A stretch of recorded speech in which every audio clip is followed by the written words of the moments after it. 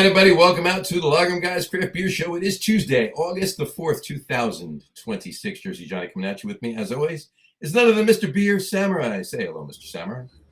Happy National Chocolate Chip Cookie Day, John. Happy National Chocolate Chip Cookie One of my favorite Day days. to you too, and for all of you out there that do celebrate. Mm-hmm. I'm going to have one as well. Mm-hmm. I added one thing into my chocolate chip cookie. Give a Sausalito. Yeah, I got the Sausalitos. I went with Tate's. Tates are delicious. I love Tate's. But whenever I can, Tates are delicious. But I saw Sausalito, and I need a macadamia nut. So. Sometimes you feel like a nut. Sometimes you don't. Sometimes you don't. Sausalito's got nuts. Tates don't. Tate's don't. Because unless you get the ones with nuts. Sure. Those Tates don't. Well, because usually Tates are way too thin to fit nuts into. To be able to house nuts. Whose nuts? These nuts. Yeah, I knew you were going there. No, I set you up for that. I gave you a beach ball on that one. Mm-hmm. Yeah, you good. You smacked that one out. These are good. Okay, so for the next 15 minutes, people are just going to sit here and listen to us eat cookies. Yeah. All right. Anyway, we should take turns talking while the other one chews. So. Yeah, probably a good idea. Otherwise, it's just crunch. Exactly. What am I listening to? Yeah, we're talking with our mouth full. That's really not. It's not polite. No, it's not. It's not good. Emily Post would be so upset with us. Well, people are used to it, but you on the beginning of their show. So. You know, even Emily Post once said, "Talk with your mouth full." No, there's very little in the world that is less important than what fork to use when eating. Smell the milk. Gotta smell the milk. It's like, what is that? Oh, it's not this. Why am I smelling water? There you go. You can always tell when someone had roommates in college. Smell the milk. You're smelling the water? I was joking. Oh. Smelling the milk. You got it, but then you went off. All right. Anyway, it is National Chocolate Chip Cookie Day. We went way too long on that one. Yeah, we did. We milked it. I see what you did there. I'm sorry. It is also National White Wine Day, so happy National. We're not drinking any white wine on the show. No white wine today. But Thursday, we have a cocktail show on Thursday. We have a cocktail show this Thursday. I probably won't be drinking any white wine on the cocktail show. Unless we do white wine cocktails. I don't know. We'll talk about it later. We'll talk about it later. We probably won't be playing any backgammon on the show tonight either. So. Probably not. Yeah. That would make for a very boring show, unless it was a show on backgammon. And even then, a boring show. I really got to find. I got to find a podcast on backgammon and see how many followers they have. We go with none. And to round it out, happy International Owl Awareness Day. Dave, are you aware that there are owls out there? Who? Exactly. All right. Sorry. Well, we've done our due diligence for that, and when we originally talked about that whole day, it was actually set up the other way around. Exactly. But I took John's role in that one. Right. Yes, there is a podcast called Over the Board, hosted by Ed Hall. I wonder if that's. Oh no, it's not spelled Holl. It's not. It's not John's brother or cousin or anything. It's not. They have how many episodes they have here? They've got 33 episodes. 33. It gets 5 out of 5 stars. How often do they do an episode? It's 13 ratings. It looks like every week. For the last 13 weeks? 30 weeks? 33. Interesting. I can't get a start date on it, though. So 8 months ago, roughly, they started a backgammon podcast. Yeah, so if you're interested, if you are a backgammon enthusiast, look for Over the Board. Over the Board. Look, there you go. The Backgammon Podcast. Let's see what they did. The backgammon. Did you notice how quickly that focus did on that? Yeah, very nice new camera, Dave. I've got a new webcam. Why? Way to tell everyone that you bought. Segue into telling everyone you bought a new webcam. Yeah, it does all kinds of interesting things like this. Yes, I think you should do the rest of the show like that. Yeah, right. No, actually, John wants me to do the rest of the show like this. No, you need to do the show on December 29th. Like That way I could throw down. you can throw down. Exactly. Throw up. Exactly. So, It doesn't say how many followers it has. actually, you'd be at that point. You'd be legitimately throwing up. Yes. Right. All right. Okay. Anyway, enough about backgammon. Enough about backgammon. I'm thirsty, and I'm thirsty too. I know he's very thirsty as well. So He's been drinking already. He was drinking when we were going through the technical difficulties. He was. Well, it was just testing out his camera. We'll talk more about that when we bring him on. Please welcome to the show, Mr. Oliver Meinhold of Zee Loeffler. How are you, sir? Thank you. I'm doing fine. How about you guys? Oh, very good. Very good. Are you a backgammon enthusiast? Not really. Just checking.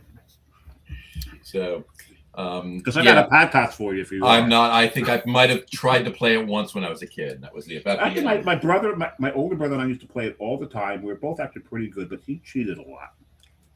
Well, that might be the reason he was good. Yeah. You can't say you were both really good if he cheated a lot. Which made me very good because I was able to beat him a lot. Well, there you go. And he was cheating. There you go. Fair enough. All right. All right. Before we get started, got a lot to talk about tonight. Got a lot. We're going to talk a lot of German beer. We're going to talk a lot about the beer industry too, and everything from brewing to cleaning practices, obviously, and everything else. So we're going to talk a lot about that. But I'm thirsty. I know you guys are. Oliver, what are you drinking first? I'm drinking a Pilsner beer. Okay. What? Which one would that be? It would have been. Gratz Pilsner. Very nice. Very, very it's clean. Nice. It's crisp. It's a beautiful beer. You can't beat a really clean, crisp Pilsner. It's nothing like it. And a well-balanced bitterness. That's what counts. I love them, and I should be drinking them tonight, but I'm not. Obviously, yeah, I'm drinking tonight. So. But there's a reason we'll get to later in the show. Foreshadowing. Absolutely. Yes. Yeah. Neither John nor I are drinking anything particularly crisp tonight. Nope. That's fine. It's definitely on the our beers are definitely on the malty side. So yeah. Dave, what are you drinking first? I'm starting off with an Eyinger. Oh, my book. So it's back over Oliver's left shoulder there. If you go across the street, that's where Eyinger is, right? There is one around the corner. Yes. Yeah, I think it's right. I think it's right there, right next to an Irish pub. And I spent. I was told once that I drank in that building right behind you, but because of Eyinger and the Irish pub, I don't particularly remember drinking in that building right behind you.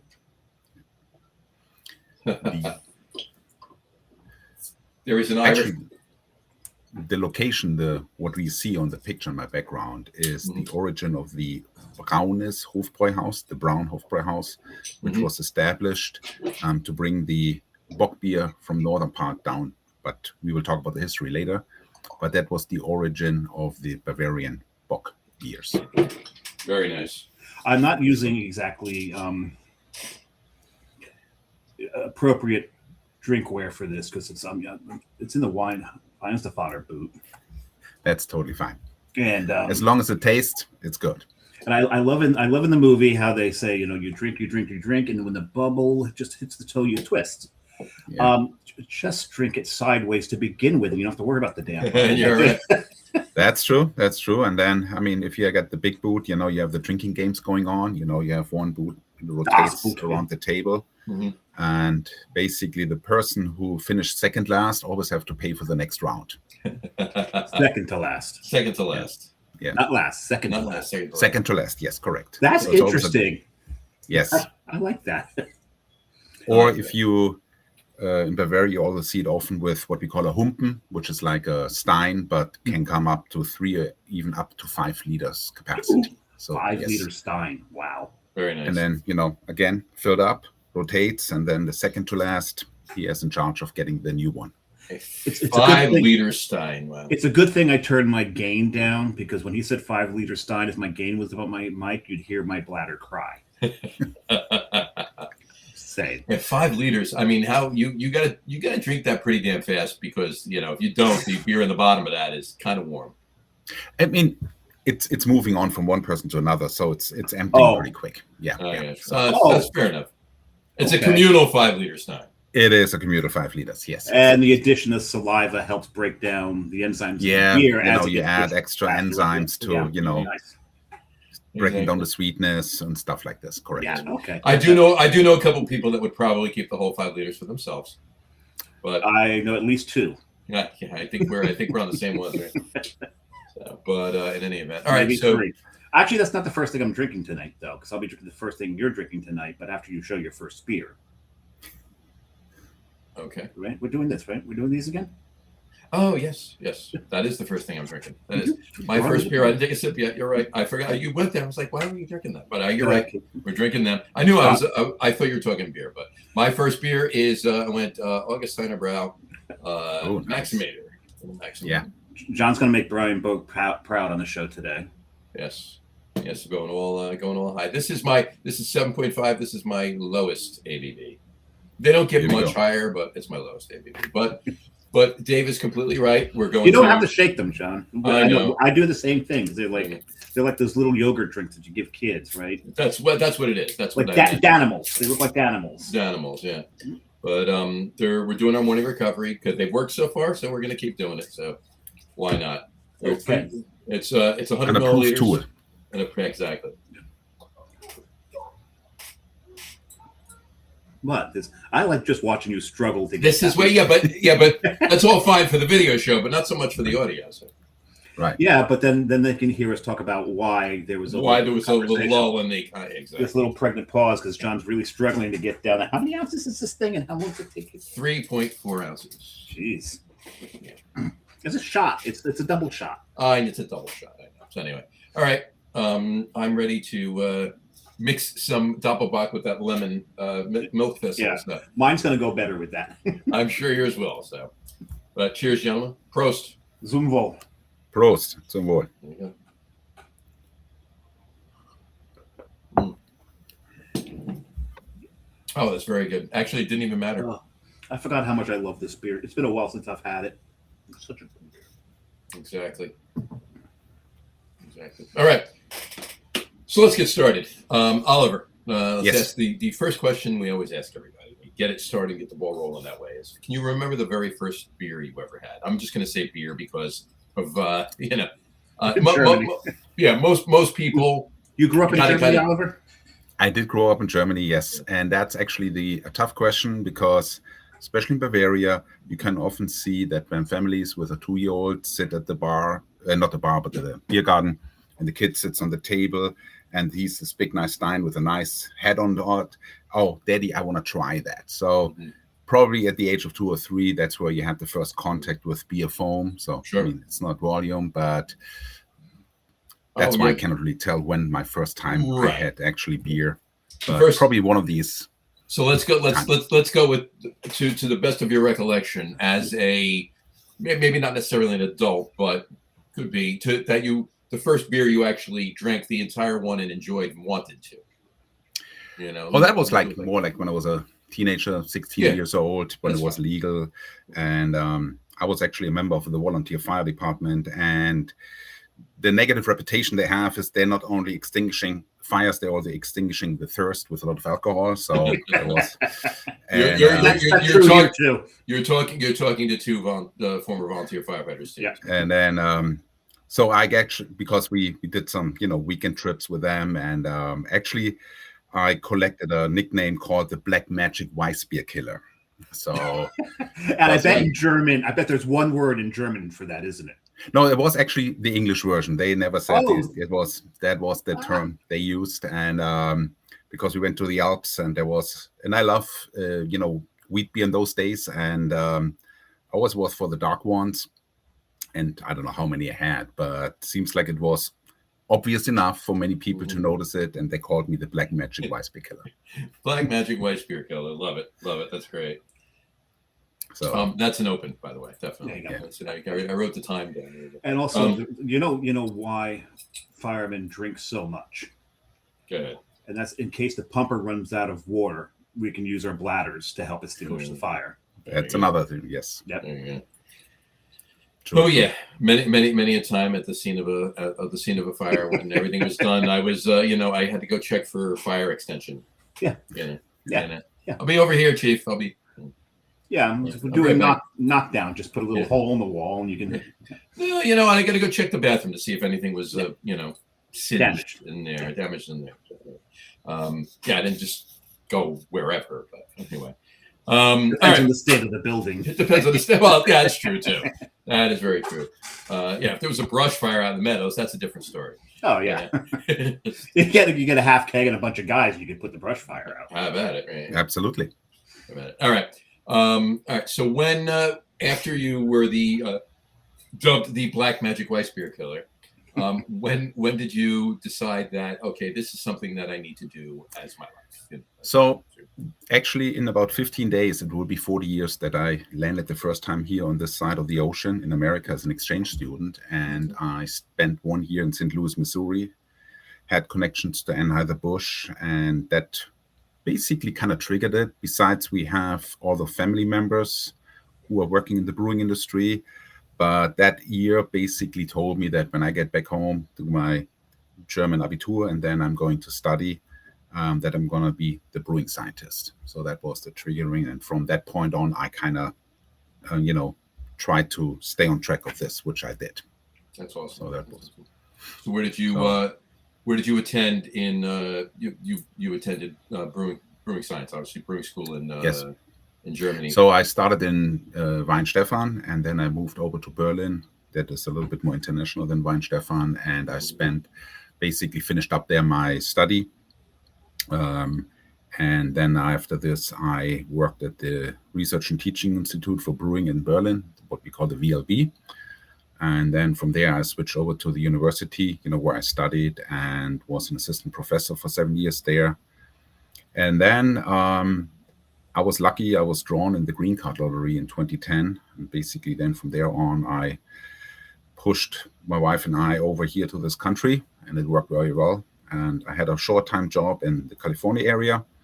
And then shortly after that, I reconnected with Zee Loeffler, and he said, "Hey, Oliver, I can need you, and you want to start for me?" And that's when I started working with Loeffler. And then in 2019, Dirk sold the company to Zee, and I'm there since then at Zee Loeffler. At Zee Loeffler. And Loeffler Chemicals is an old company based out of Germany, founded in 1931, was basically a chemical industry, and then it switched more and more over to cleaning sanitation in the food and beverage. And then when Dirk, third generation, came over, he focused specifically on the brewing industry. And, early 90s, that was a perfect time.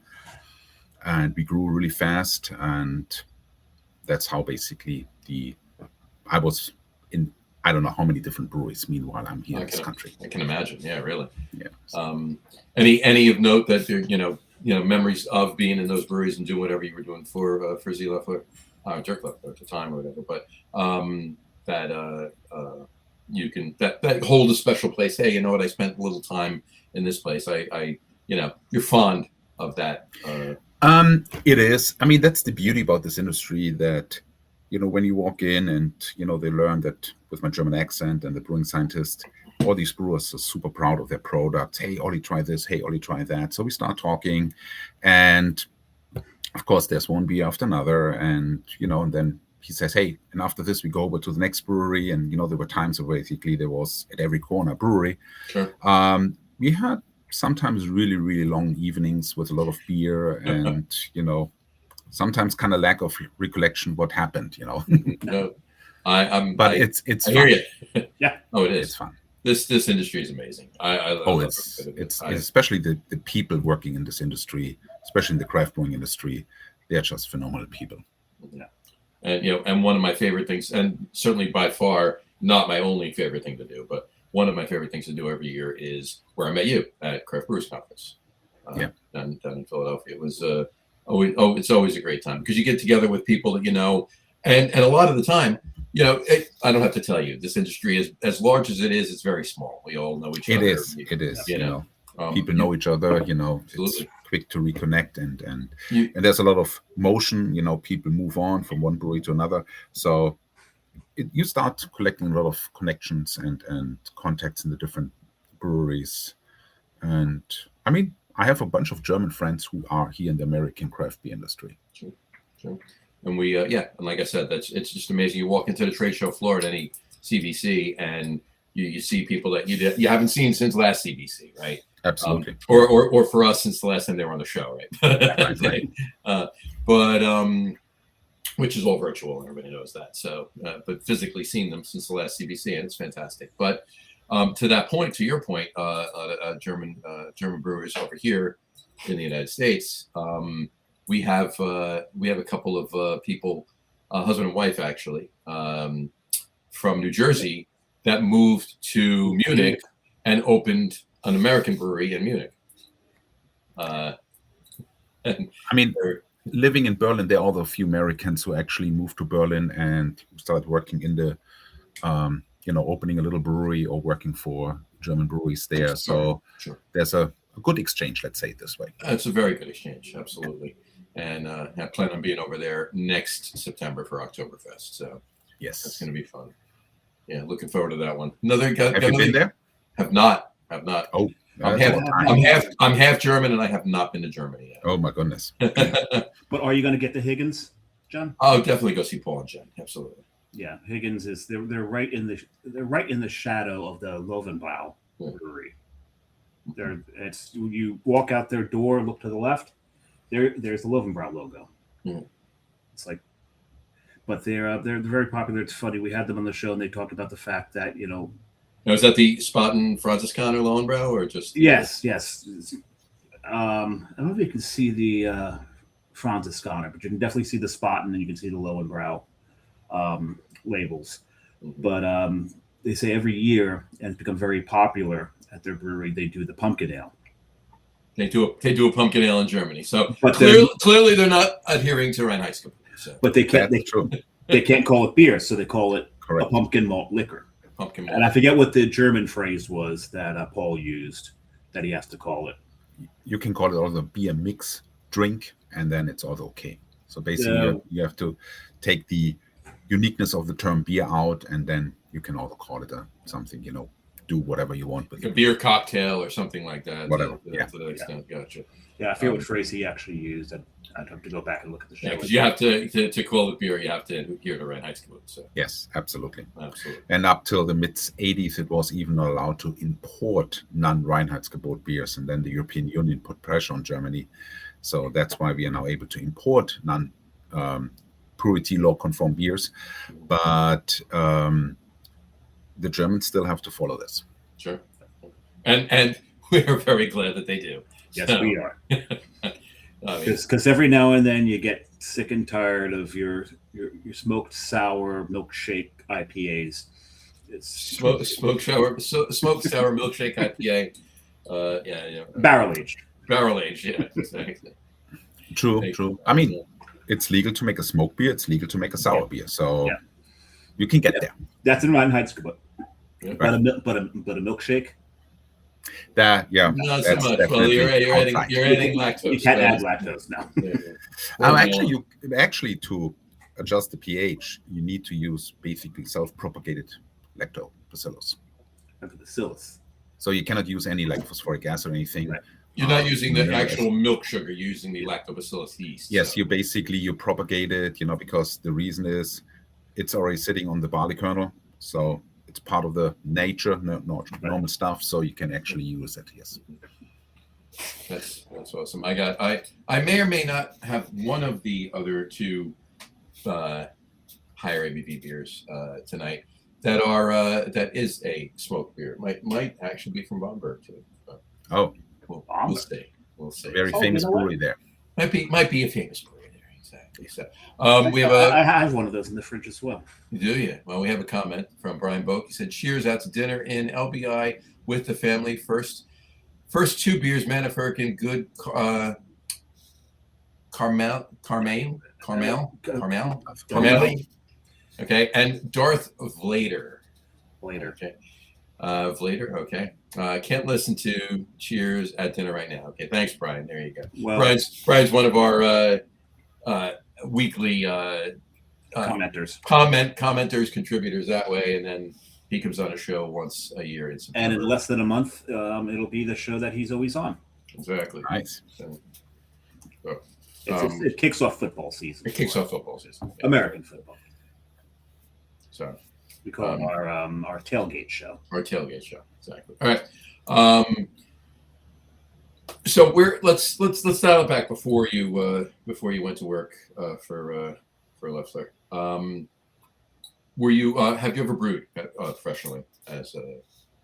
Yeah, we brewed when I was studying. We brewed there. I did sometimes brew with the brewmaster there for my own beers, and actually it was funny because over Christmas I flew home to my parents from Berlin to Munich, and wanted to surprise them with my self-brewed beer. Mhm. And I asked the biggest German airline, Lufthansa, if I can actually take a 30-liter keg with me on a plane. Mhm. And so they said, if you check it and if you don't want to carry it on, that's totally fine. So it was kind of an interesting story to observe the people when you roll up to the check-in counter, with a 30-liter keg, drop it off there. And then, when it got dropped off at the conveyor belt in Munich, and then I was just sitting and standing a little bit away from the belt, just watching all the people with the eyes just falling. Who is gonna pick it up? Whose is that? Who's my new friend? I'm going home with him. Yeah, who's my new friend? So that was a really cool thing. And then, of course, we brewed here and there in the brewery. I never really did home brewing. I never had the equipment or the space, the time, the patience for that. But we brewed at the university a lot. It was a lot of fun there, and we had to brew sometimes, drinking beer in quotation marks, for events. Officially, we cannot really do things on the commercial side because we were accepted for many things. We didn't have to pay any taxes on it. We were allowed to brew outside of the purity law for research purposes. So, but as long as the beer was consumed on site, everything was fine. Right. So, Absolutely. Did you get into any brewing while you were at Weihenstephan? yes, we did brew there too. The majority I did was when I continued on with my studies in Berlin. That's where we did more, because then the classes got smaller, or when you did master thesis and stuff like this, then you have more time. You're actually more within the different chairs, and then we had like 4 different breweries in Berlin in those days, and in the university, and that was a lot of fun. And I got to ask, were there an overwhelming amount of Berliner Weisses being brewed in Berlin? or is it just a style that was invented there and then everybody else took it too? No, it's kind of a wave. They used to be really good, and we actually still had Berliner Weisse in bottles from the 70s there. Oh my God. And as long as the seal from the Crown Cork, was good, it's actually a really good beer, and it's actually the only beer which really gets even better if you store it for a while. Sure. Once you have, the composite in the side of the Crown Cork, dries out, oxygen can't get in, then it's done. But it's not so good. Yeah. Yeah. And when the VLB had I think it was the 125th anniversary, we brewed. My boss, he actually used to work for Bitburger for many years. We made a nice Berliner Weisse, which turned out really, really good. And we packaged it in like champagne bottles, and it was like a present for the guests who came. And that was a lot of fun. Did you now of course we're talking Reinheitsgebot, and on the Maximator that I just drank, if you read the top of the label, what does it say there, Dave? Brewed according to, in English, the purity law. There you go. It doesn't say Reinheitsgebot. So now, but on that package for Americans, right? But on that note, there's many Berliner Weisses brewed here in the States, and of course they're fruited. They have so many adjuncts in them, so forth and so on. Now in Germany, it was just the actual Berliner Weiss, but syrups. when was Woodruff syrup first introduced? Honestly, I don't know when it was in, but I love it. It's a very interesting taste. It's not sweet. I love adding. Oh my gosh, it's so great. And I love when I blend it by myself, or if it's not a premix, if it's like, you can talk to the guy at the bar and say, hey, just add a little bit. Don't make it too sweet, so you just get a little bit of hint of this. You balance out a little bit the acidity from the beer. That's when it really is fun. But if you get these pre-mixed, unfortunately, sometimes they use, instead of real sugar, some artificial sweeteners. It has something to do with the beer tax, because when you add sugar, you increase the gravity, the beer tax will go up, which doesn't happen with sweetener. But then the sweetener is not. It's not a great. It's not a great taste, no. And some of these that are pre-mixed, they're just too sweet. I want give me my plain Berliner Weiss. Add just enough of that Woodruff syrup. It's just an amazing flavor, and I love every minute of it. I do. And normally you just order either red or green, because it's only raspberry or Woodruff. Of course, there are other flavors out, but the classical one is either a red one or a green one. Right. Everybody knows which flavor you're talking about. Exactly.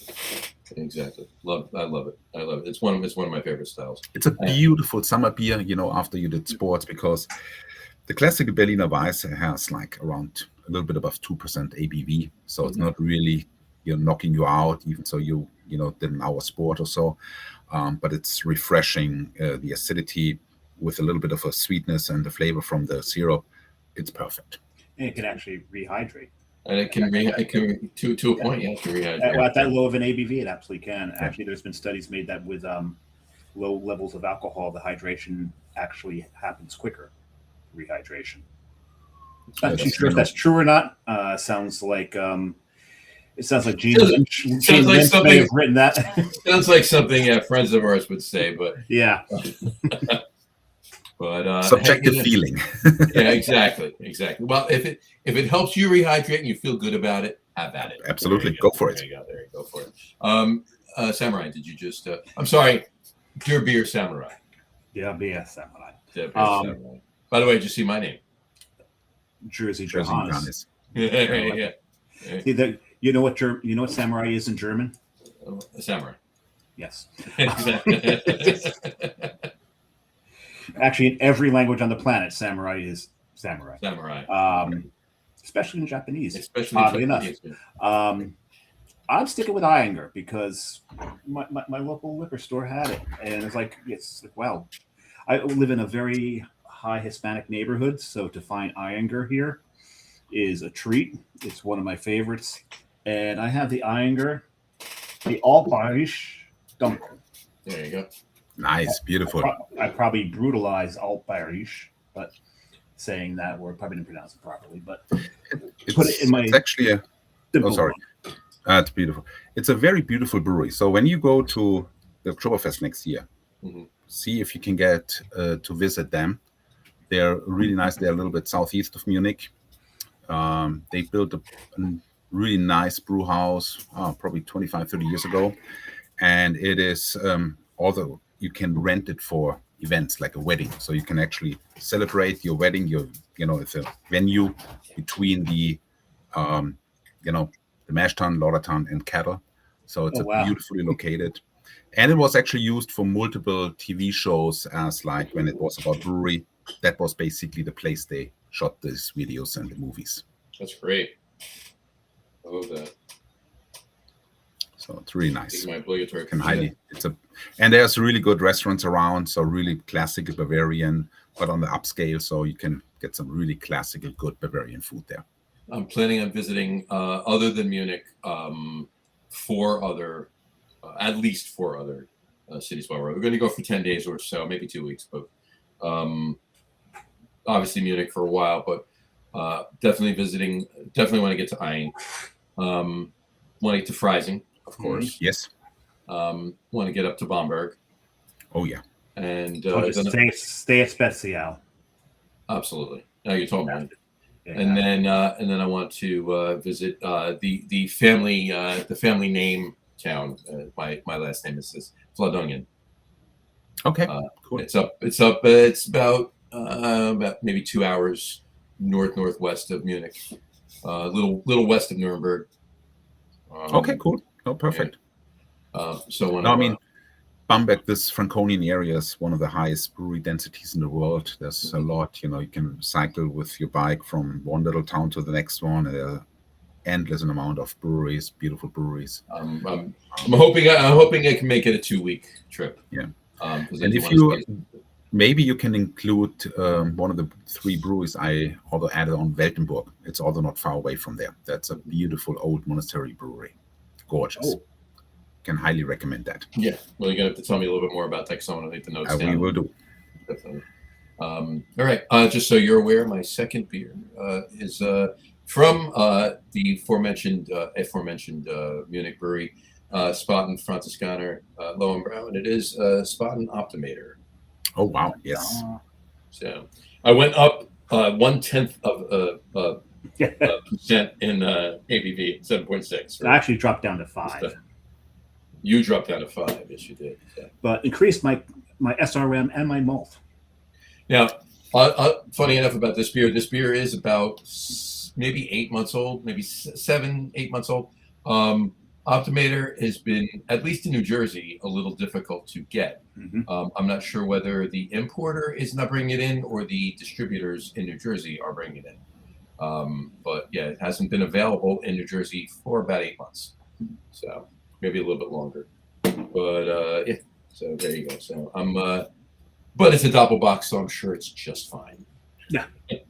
I mean, that's why we have strong beers, longer shelf life. You can ship around the globe. So that was the reason. That's all the export. That's how it started out. Such a good beer. Such a good beer. Spaten. It's such a good. I love the Munich lager from Spaten, but the Optimator is probably my favorite spot. So. I'm a big fan of the Franziskaner Weiss beer. Franziskaner Weiss is my number 2 Weiss beer. My favorite hef is on Samurai Shirt. So there you go.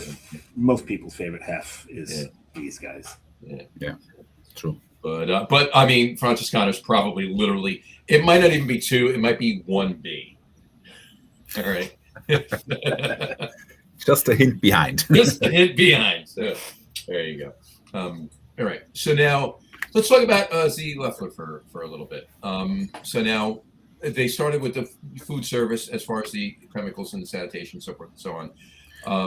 With the food service and dairy and so forth. Now that was the original plan for what Dirk Loeffler did. So the actual what we call the Vinci group, which is basically the mastership of the whole group, started out in the slaughterhouse by having a patented product to remove the hairs from the pigs. Okay. And then they started actually getting into the contract cleaning. Blowtorch. Pardon? Was it a blowtorch? No, it was actually kind of a solvent-based liquid. So okay. You said it was a pectin, you said, yes. Yeah. And then, they started into the whole contract cleaning, cleaning poultry plants, slaughterhouse, and so on every night, go in with big groups, clean everything from top to bottom. And then in the morning when the AOFDA shows up and basically tests everything and then hands it over to the production again. And then the company grew. We are, I think, now 9,000 people strong. Wow. And then there was a new division deformed called Zee. And under this division, we have multiple subdivisions. And in 2019, the idea was to push the brewing division, which existed before, very, very small, but make it much bigger. And so they acquired Loeffler Chemicals. And so we added a significant amount of customers to that. And we continued on doing the same, with just complete different capabilities and background, and continued on, servicing all the different breweries, here and there, wineries, distilleries, but the main focus is still on the breweries. Of course, the current situation of the brewing industry is not the most favorable at the moment. So it's not. It's unfortunate, but yeah, it is. It's so sad. So we actually kind of spread out more to beverage in general and food. Mm-hmm. But it helps a lot, and so we are busy. I've been racking my brain for a while now. How can I mean, like, I'm one person. We're 2 people, Dave and I, and we're 3 people, the 3 of us, right? But we are mighty. Yeah, we're mighty, right? Yeah. But mighty here. That's about, like, we can. If that works, that's fine. But in any event, my point is. I was talking about mighty here. Oh, that too. But if I, what what can I do? What can I offer? What can be my contribution to helping this? And I'm not going to call it a crisis just yet, right? And I don't want to call it a leveling out. I don't want to call it a correction. I don't want to call it any of that We're because really not sure how to categorize it. right, it's a lot of things, right? I mean, probably the largest, certainly not the only, but the largest reason for a lot of brewery closures is real estate. It's the building owners. You know, the breweries that own their buildings, they're fine. You know, and they're comfortable. we'll talk about that too, right? Because there's other factors too, but for the most part. But you know, these landlords, you have your 10-year lease, or you had your 20-year lease back when you started, or 15, or whatever you did. But those numbers, those leases are coming up. And you know, these building owners want their, you know, everybody else is getting their money, they want theirs. And the industry right now is not a time to have the extra capital to spend more money. Absolutely. So you know, we're in New Jersey here. I believe they were the second or third brewery, production craft brewery, back in the 90s that opened. Was River Horse Brewing in Lambertville. And they had since about 10 years ago or so had moved to Ewing, into a larger space, and they wound up you know, going up to 100 barrels and even more than that, and distributing to other states, and having other so forth and so on. They bought Duclaw Brewing out of Maryland and brought that into Jersey, and they were brewing that as well. But their lease came to, and now they just announced the other day that at the end of the year, they're fine till December 31st, but at the end of the year, they're done. They're going to continue both brands. They're going to continue the River Horse brand and the Duclaw brand. They're going to contract brew at an undisclosed brewery in the middle Atlantic somewhere. And so all the accounts will remain, you know, the off-prem locations. They'll still have their distribution, but their actual home and their house and their tap room, and, you know, their control basically over their beer as well, is gone. So and that's 100% real estate on there. So that's just what you see in many places, that especially small brew pub chains. You know, let's look at Gordon Biersch. You know, I think there's only one left from close to 40 in the at the peak of the time. I think you're right. And also that, you know, like I said, some of these breweries just get together, you know, put the brands together, get more powerful from the money side. Somebody owns actually the facility. Let's brew it there. Let's optimize it. Let's upgrade. Let's automate, things like that. And you know, we all know Stone got bought by a big Belgian company, having 3 big production facilities here in the country. So it will be brewed probably throughout the whole country. So distribution is much easier. Mm-hmm. So there's a lot of things going on in this direction that, you know, more and more merge together, taken over, and hope to survive that way. Mm-hmm. Or they just keep the brand and then they utilize it some other larger brewery as a contract brewery. Well, you know, facilities we don't even know because they have no name out there. You know, there's no name out there. There's breweries out there that literally are nothing but production breweries for contracts. Yeah. So there's no brands. There's, you know, all the brands that come out of them, but you don't know who they are. So But with quick comment we have from Mark McAteer. He comments in saying, "I'm planning my German brewery trip for 2027 already. Looking to do southern portion of Germany." There you go. Probably the best portion for beer, in my opinion. But we'll talk, Mark. I don't know when you're going, but we'll talk.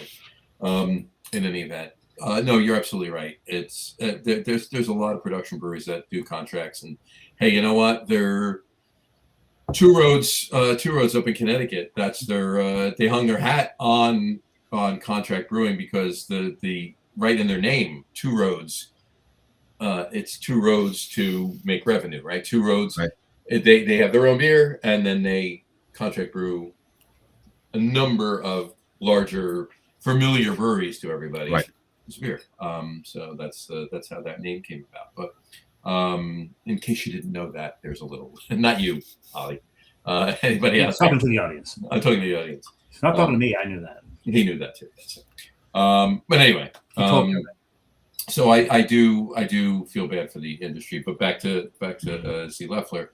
It's good that look, every industry, food service, dairy, so forth and so on, obviously needs sanitation. So it's good that you can you're already doing it. You kind of jump back to it. So it's at least perpetuating that. So, but as far as the brewery goes, I'm assuming all brewing chemicals, all cleaning sanitizers, so forth and so on, everything across the board. What's available? What, if any, brewery owners or brewers or general managers are listening to this podcast, either watching the video or re-listening on the audio?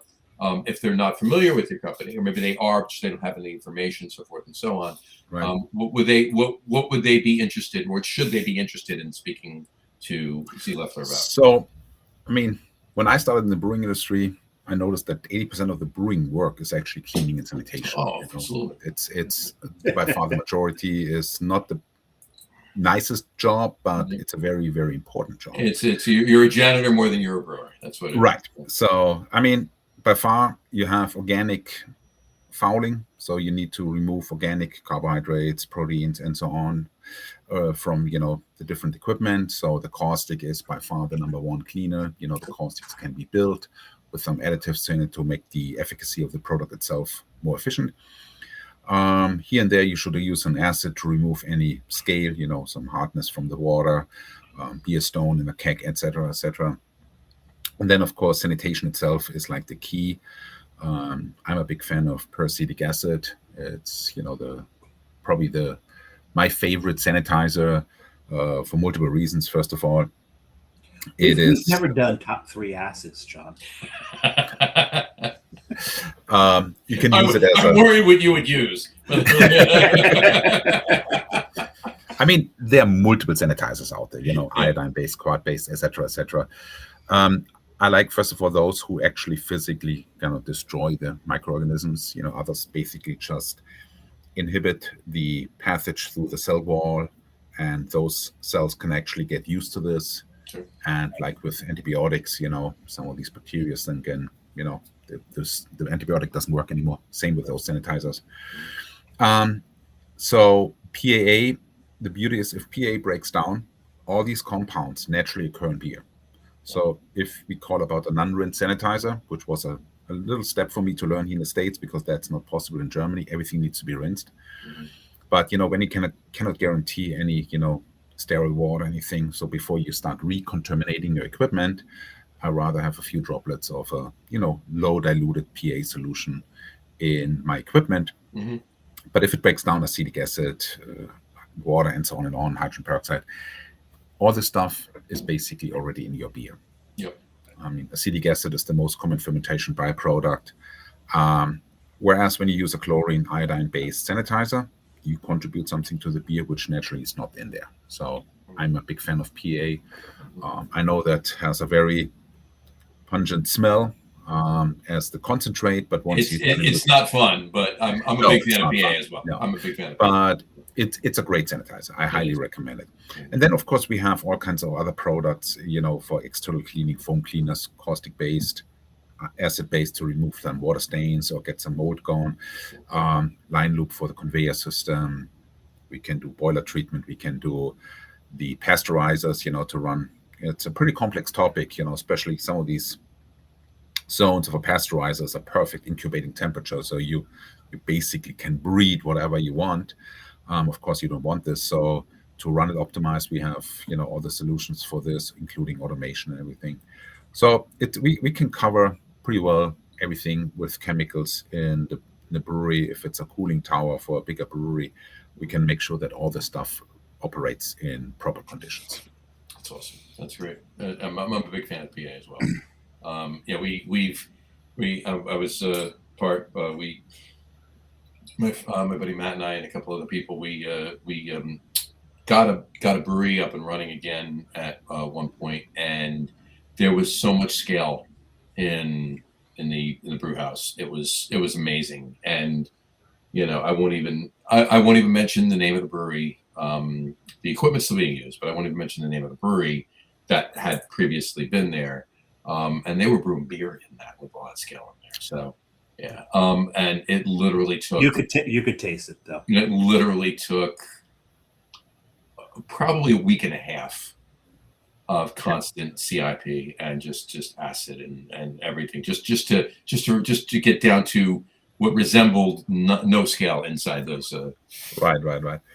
I mean, we had cases in the past where somebody tried to pour the spear of a keg and couldn't get out because the beer stone was so big it didn't fit through the opening anymore. Oh God. Or cases like when the HLT, because I would say that's probably the most neglected piece of equipment in the brew house. 100%. Yep. And then people open it after 3 years and found like stalactites, stalagmites, everything in there. You can think of multiple For those who don't know, they put a miner's helmet on and went crawling through the HLT. Right? For those who don't know, the HLT is the hot liquor tank. Hot liquor tank. Oh, Yes. I'm sorry. Yes. Yeah. And then No. Once everything was taken out, the stainless steel, because if you have, the scale and the stainless steel in between, the chlorides from the water can harbor there and start working on the stainless steel. Basically that particular HLT was then so heavily damaged that it couldn't be rebuilt. It had to be replaced. It had to be replaced. Yeah, no, that can happen. All right, so you neglect an HLT like that? Absolutely. It's going bye-bye. Get it out of there, bring a new one in. Especially if you have hot water. Check it on a regular basis every other week. I always say start with a high frequency. If it sees it's not as bad, extend the time, but make sure you always have ideally a spray ball inside so you can always run an acid cycle through it to remove all the stain. I mean, the beauty is it's hot, so it's not really a big problem from the biological side, but overall it's all the maintenance for your equipment itself. Mm-hmm. Absolutely. All right, we'll talk more about that and at the very tail end of the podcast and how anybody can get in touch with Zee Loeffler and everything else, and we'll make that. But let's come back to Germany just for a second. Let's come back to beer. Let's go around the country a little bit. What are some of you personally? What are some of your more favorite styles? I mean, we know there's there's plenty of different German styles. Around the country. There are a lot of them, yes. There are a lot of them, and I have a few of my favorite styles globally are German beers, as you can imagine. But what are some of yours? We spoke obviously at length before about Berliner Weisses, but some others for you. The time I lived in Munich, I was actually a big fan of classical Hefeweizen. I liked that. It was a flavorful beer, very interesting, bouquet because of its, the top fermenting yeast. Moving to Berlin, definitely switched more to Pilsner style beers. Sure. But we drank Köstritz as a beautiful Schwarzbier, which is just beautiful, well balanced. Yes. Was kind of redesigned after the wall came down because Köstritz unfortunately was in East Germany, so they didn't have all the access to everything. But after the wall came down, they redid everything, and it's probably the best Schwarzbier. Köstritzer Schwarzbier is probably at the top. It's at the top of my list, and it might fluctuate one or two, but it's up there. And even if it's not your favorite, it is the standard that every Schwarzbier is measured after. Right. I'm a big fan, very rarely, but I like it if, it's because it's so different with the salt and everything is Gose, from Leipzig. I love it. I love it. Beer. Sometimes here in the States, you can see some Gose beer too. Sometimes they're a little bit too much, either too acidic or too salty. Or too much flavoring added to it. Or too fruited Goses, yeah. It's a beautiful beer. From, let's say, when you mentioned Bamberg, definitely it's also a great beer town. They're famous for the Rauchbier. Schlenkele is probably the number one Rauchbier Brauerei. I don't think probably should be in that sentence. I think they just are. I think they are. Yeah. And it's funny, they actually sell, through a window to the street. It's not even like you have to go inside or anything. That window wasn't open when we were there, though. Everyone had to go inside. Did you have a big problem with that, though? Well, no, because we actually sat down and had the Bamberg onion. Well, Carrie did, and I had the what's the name of the cheese? Ubasta? Ubasta, yes. Ubasta, okay. Very good. That's good. And then, in Bamberg they also have, they have the different, less bitter beers. So it's a really a nice area with a large variety of beers, and of course you have in this area all the very high-end malting. One of the major raw materials. Sure. Everybody knows Weiermann. I can Yeah, highly recommend. If you take the train there and you're standing on the platform, it's right there. Exactly. It's right there. And it's the beautiful red and yellow color definitely, contributes to that. That's one thing I want to, in Bamberg. Yeah, I want to. I mean, those are the two main things I want to visit. So if you have ever seen any malting facility, and then you go to Weiermann, it's not a night and day difference. It's a difference of multiple galaxies in between. I was going to say it's not night and day. It's night and apples. Difference. Unbelievable. It's. I mean. If you know the family, Thomas, Sabine, and Franziska, they know how to present. They know how to, celebrate.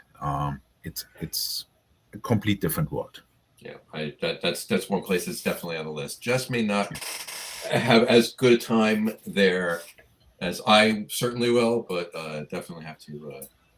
We had, when I was an assistant professor, we did field trips with students, and we went to different breweries, different, equipment manufacturers, and all the Weiermann. And I mean, they always take care of you, great dinner, and then afterwards drinking, and it's unbelievable. I definitely that's on my list. But that is basically another nice pilsner is in Baden-Württemberg in Swabia, Rothaus. Holthaus, yeah. Very good. Zepfle. That's like one of my favorite ones. It's like one of the other breweries we're going to start, of my 3 breweries. It's actually a state-owned brewery. So the state of Baden-Württemberg owns that brewery. Yes. So, and the beers they make is phenomenal. Really great. And you can get a lot of Tannenzäpfle actually in Berlin. So we had them very often. You gotta love it. There you go. I'm gonna take it back to Gozas just for a second. One thing we've noticed, and I just had one the other day. I won't mention the brewery, but using we've noticed a lot of Gozas for that salinity in it. They've been using shellfish, either clams or oyster shells or what have you. And one I had the other day was actually, I believe, there were oyster shells and oysters added to the boil. So it had a little bit of a mouthfeel, almost like an oyster stout, but in the form of a goza. But it was more for the salinity, not so much for the mouthfeel. Right. I have my take on it. I'm curious yours. I had the pleasure to in New Hampshire to test or try and drink the lobster beer, where they actually use lobster in the bird, kettle. And if it's really fresh made, I liked it because you get a hint of the flavor. It's not like the dominance of it. I was told by one of the employees many years later that they had one of these kegs forgotten someplace, and then when they tapped it in a couple of months later, the intensity of the lobster or the fish, whatever, was very high. It's like if you would have walked over a French fish market with your open mouth, So, oh my God. But I really enjoyed it because, not that particular one, but you had the beer character and you had a very well-balanced dosage of this, the lobster, or when you say oyster. So you get this intensity to that degree that it's not overwhelming you. Right. And it's enjoyable. I loved it. Yeah, I've had several. The oyster one I had the other day was a little too, to use a word that's not a word, oystery for me. If they just went with the shells, I think that would have been spot on. The adding the oysters to the boil was just a little too. Well, Digger's one of my. I love Digger. Digger's very good. He uses clam shells. He uses clam shells in it. And I love what the shells do because they have that calcium to give that, it rounds out the mouthfeel on it as well. It's why I like oyster stout so much. Right. Even within oysters, there are so many different ones from the southern part, South Carolina, all the way up to Canada. There are all the big differences in the intensity and the mouthfeel and so on and on. And I'm more a personal fan of the more northern, the smaller ones, which have more the grindiness in it. Yes. Beautiful. As am I. I am too. Yeah. So, all right. I am opening my my third beer. My third is wow. opened and poured. Opened and poured. Ollie, have you opened another Pilsner? Have you? I had another Pilsner on it, and I'm enjoying it. I'm not downing it, I have to admit. I love it because I enjoy the show. Exactly. Well, Exactly. Johnny will tell you, this is drinking slow for me. This is drinking slow. I'm taking my time and enjoying. I mean, these are both 11.2 ounce bottles, and that's not true. The Optimator is a 12-ounce bottle. The Maximator was an 11.2 ounce bottle. Yeah, these are 11.2s. We're used to drinking 16s. We usually drink. We usually drink 3 beers, and maybe they're lower ABV, but they're 16-ounce beers. So I mean, we're in line. We're fine. Yeah. Right. Dave, what's your third beer? It's 11. It's another 11.2 ounce beer, but since you're drinking Doppelbocks, I went with a Doppelbock. I've got the Hofbrau. Delicato, nice. So this is to go in with Oliver's background there. And I do really, really enjoy this beer. I actually bought this beer. This beer has been, I've had this beer for a little bit because I actually bought it for last year's holiday show. Yeah. Oh, wow. And, I love Doppelbocks. They can sit for a little bit. Sure they can. They'll be fine. And I actually find that the flavors meld together as it sits. John's having a nosegasm right now. Sorry about that. Actually, spelling his third beer. People on the audio, you consider yourself so lucky to not have seen that. There you go. I spoke too soon with the 11.2 ounce beers because this beer is a 500 milliliter bottle. Yes. So. It's like Schlenkerlas are a little larger. 16.9 ounces. Yes. That's true. No, actually, I did an internship at Hofbräuhaus, a year after they opened the new brewing facility, in the eastern part of Munich. Sure. And those days it was considered the most modern brewery in the world. It was a really nice brewery. I had a lot of fun there. And the beers are really absolutely perfect. Now you said you studied at Weihenstephaner, right? Yeah. I was told something by our tour guide. When we went, it was the English tour, so of course the guy was from Pennsylvania, and he was telling us because right across from where the tour starts is the Braustäbel, their restaurant, and he says if you notice on the wall there's a number, and that number is a classroom number. That 13. The Braustäbel is actually a classroom. And a lot of times when people say, well, where's your next class? They'll give the number for the Braustäbel, but they don't really have a class. They're just going there to get a drink. Right. Does that happened while you were there? It's called Hörsaal, which is basically the German word in the university for classroom. Yep. And 13, and everybody, when he said, let's go to Hörsaal 13, then everybody knew where to go. Where to go? But he said they actually every now and then do have lectures there. So it actually is a classroom occasionally. Yes. Okay. Yes. Okay. I just wanted to make sure he wasn't making stuff up. Honestly. No, he apparently wasn't. There you go. Right. So I've got a picture of him somewhere. My third beer, yes, holding a good can of beer. Yeah, your beer. My beer, yeah. My hef that we brewed, and we I'll tell you later. I'll tell you outside. But anyway, my third beer, the nosegasm I was having, as Dave so eloquently put it before, is from add that to our lexicon of words. I just actually have to type that in there now. Yeah, so was from Bamberg, and is from Schlenkerla, and it is the Doppelbock, smoked Doppelbock, so the rock beer Doppelbock, and this is a beer that generally, I mean, maybe you and I have on the show maybe once during the year, but obviously, once other than the main show during the year. And then in January, we actually do a Rauch beer show. Nice. We drink nothing but Rauch beers on that show with John Hall, the beer writer, who is the originator of This Week in Rauch Beer. Actually, I like the Eiche, the oak tree. I think or I feel that the smokiness from the oak tree is more balanced, a little bit smoother. The oak Yeah, smoke is definitely balanced more. Yeah. Absolutely agree. Oh, it's because you're saying it's because of the oak. I always thought it was because of the style of beer they used for it.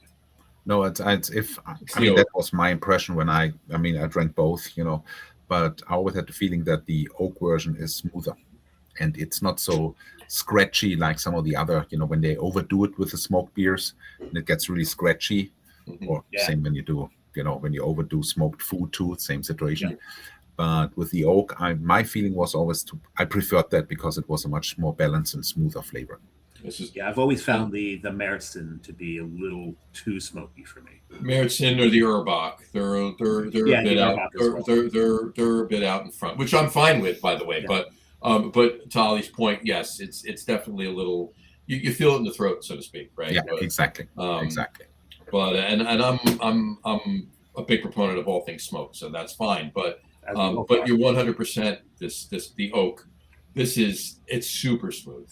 It's nice and smoky. The aroma is amazing. Yeah. I mean, it's a glass of bacon, basically, right? Oh, absolutely. And but it's super smooth. And the Doppelbock, just the oak smoke with the Doppelbock is so subtly smooth, and it's a beautiful mouthfeel. It's beautiful. I'm gonna have to correct my statement. The Märzen, when you get the Märzen here after it's traveled and all that, I think I think it almost intensifies the smoke a little bit after that travel, because, I'm not saying John's going to accuse me of saying this for bragging, but when we were in Bamberg at Schlenkerla, they were pouring the Märzen off cask, and that was beautiful. Oh, of course, and it's fresh and it's in a cask as well. And I think that's what it is. It was fresh, so I think so. I'm not blaming it as the Märzen, maybe just because it's been, the travel. And well, you have to remember too, it's traveling, but it's traveling in two different ways too, right? Because specifically speaking about Schlenkerla, it's traveling packaged in a 500 milliliter bottle. Yep. It's also traveling packaged in a tote, a large, very large tote, and it's going to the importer, which is Be United, which we know because Mike Dolan has been on the show, and at Be United is family with OEC Brewing up in Connecticut, and any cans of Schlenkerla, any 16-ounce cans of Schlenkerla you get, they were canned off of the tote in Connecticut. So obviously the beer's brewed in Bamberg, but it comes here via a tote on a ship, and then they can it here. So there's definitely a difference between what's put in a bottle, and it's not good or bad, it's just a difference, right? I mean, in a perfect world you want to have that in a refrigerated tank, of course, like a container type tank, but with refrigeration. And John, speak of the devil, and he shall comment. And did I look at that. Mike Dolan, how are you, Mike? There you go. Try the Weichsel. The cherry smoke is the most delicate of the entire lineup. He's not wrong. I've not had the Weichsel. It is. The Weichsel is it's delicious, and as delicate and as smooth as the Doppelbock is, he's absolutely right. The Weichsel is very, very, very, very, very delicate. Mike, to your point, you can speak if you want via a comment based on what I was just saying as far as the canning procedures, but and everything is climate controlled, obviously, I'm sure, to some extent, but because the beer is all delicious, even the ones in the cans. Absolutely. Because they just did, Ollie, I don't know if you, sorry about that. I don't know if you had any, but they just did a Grodziskie. Schlenkerla did a Polish beer. Oh, nice. Actually, I think that's the Schlenkerla I've gotten the free. I think you might have it because you bought it. You came and you bought it. Yes, the Grodziskie. Yeah. And which it was fantastic. It was fantastic. But that was not in bottles at all. It was just, it came here via the tote and it was canned up in Connecticut. But it was fantastic. It was delicious. But to Mike's point, he's not wrong. That Weichsel is so smooth. But, anyway, so there you go. So that's what I'm drinking. So now I drank 3 Doppelbocks. I'm drinking one. You're drinking one. Why could we? What possible reason could we have for drinking Doppelbocks tonight? Because it's National chocolate chip cookie day. Oh, that's why. Silly me. Mm. I should have known that. No, it's because well, not only because Dave needed another chocolate chip cookie. That's all he did on that one. So, our top 3 list tonight, and we're doing a little bit earlier in the show for a reason. You'll see why. Usually Harbinger is the end of the show, but not so much tonight. Not necessarily tonight. Hold on, we just have another comment. Mike Dolan just said the cans are 100% unfiltered. 90% of the bottles are filtered. So there you go. Interesting. And he says the unfiltered tends to have more taste and aroma. So there you go. So that being said, you might want to look for the 16-ounce cans or 16-ounce 4-packs if you are so fortunate to find a provider, if you will, a store that is not selling them as singles and selling them as 4-packs. But in any event, there you go. The cans are 100% unfiltered, and 90% of the bottles are filtered. So there you go. Mike, if you can let us know which 10% of the bottles are unfiltered, just so we can pass that along to people, that would be fantastic. But back to our top 3s. We'll get back to that in a moment.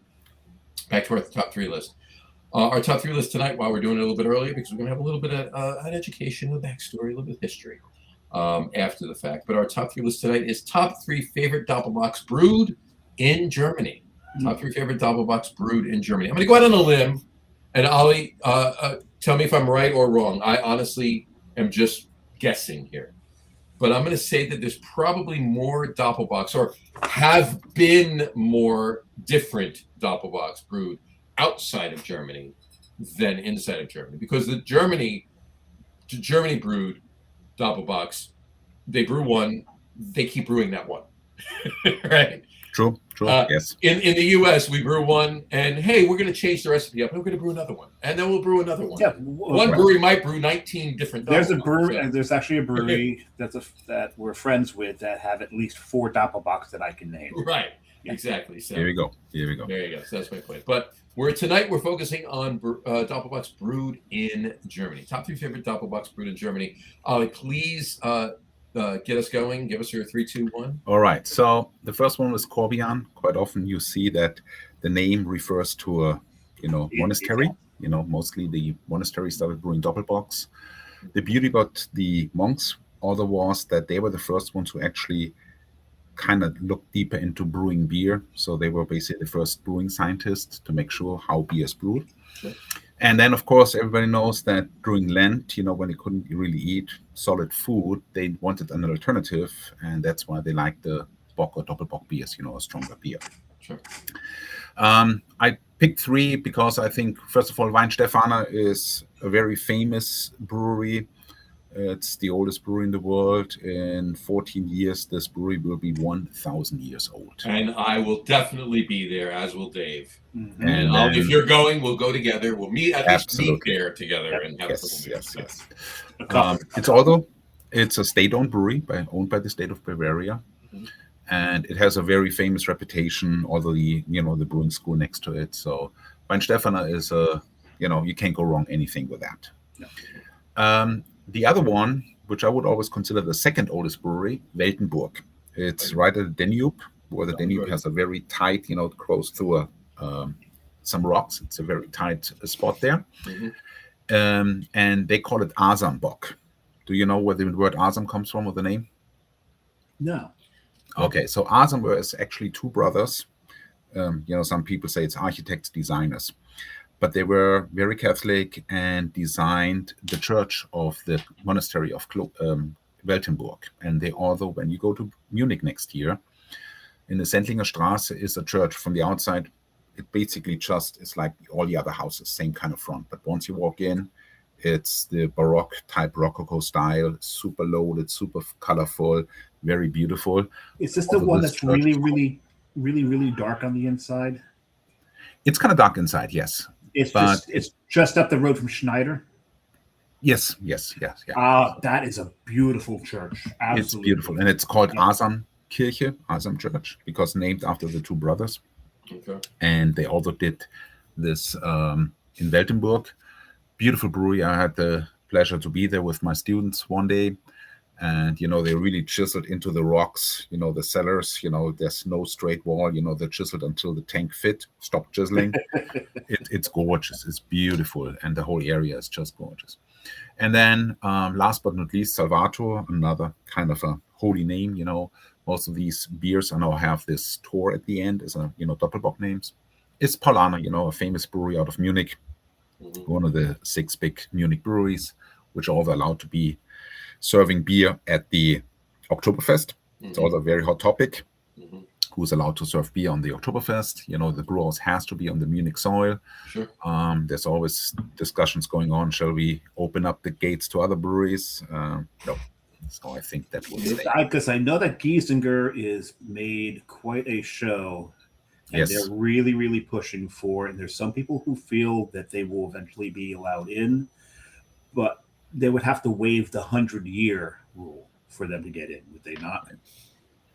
It's not easy, and I think it's a very old, well-established business, and of course nobody wants to give up. I mean, those who have been there, every year there's about 7 million liters, 7 million steins being sold in 16 days. So it's a busy time, when you work in a Munich brewery, in July, August, when they prep all the beers for Oktoberfest. It's a very tough work. There you go. Because it's basically, Salvatore, and then it's a delicious beer too, and they're all ours. and then Agostino still brings in the beer in wooden barrels called Hirschen, 200 liters, whereas everybody else has a big tank system with huge pipeline systems. And after 11 o'clock at night, when everything closed down, the tankers just commute back and forth between the brewery and the Oktoberfest to top them off. Right. Nice. There you go. Yeah, that was one of, when I started in the brewing industry, 89 and 1990, I was working for the Hofbrauhaus, doing, the breaks of studying, and I was helping preparing everything for the Oktoberfest. That's beautiful.